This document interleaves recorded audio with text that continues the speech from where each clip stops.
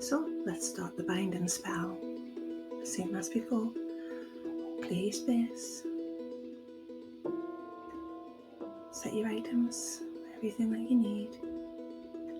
So on the right of my pentagram, I have an incense stick which represents air.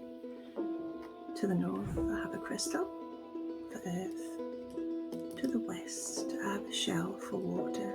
And for the south, I have a candle for fire.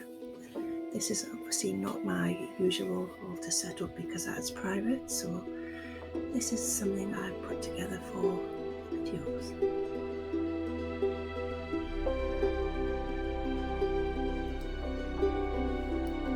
So let's cleanse everything again like we did earlier with the last spell.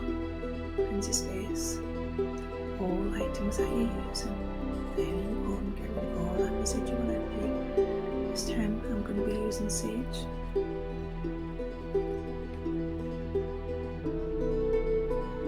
Inside of the bowl. Cleanse it good. Please don't think you have to go out and spend a lot of money, guys, on fancy bottles and fancy items. Most of these things that you would have in the home, this is just a glass herb jar. You can use a plastic empty pop bottle. Anything would suffice. It really doesn't have to be anything fancy at all. It's all about your intention.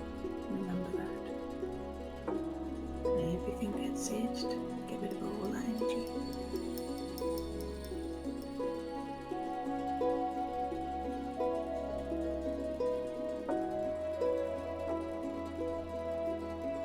Okay, so I've written the details on a piece of paper in private for obvious reasons. So fold the piece of paper now, as small as you can. It's going to be easier for you to bind it with the thread. And then start binding the paper with the thread away from you, because you are binding this person away from you, or the person who you want the person to be binded away from. Bind away until there's no paper covered at all. There's no paper showing at all.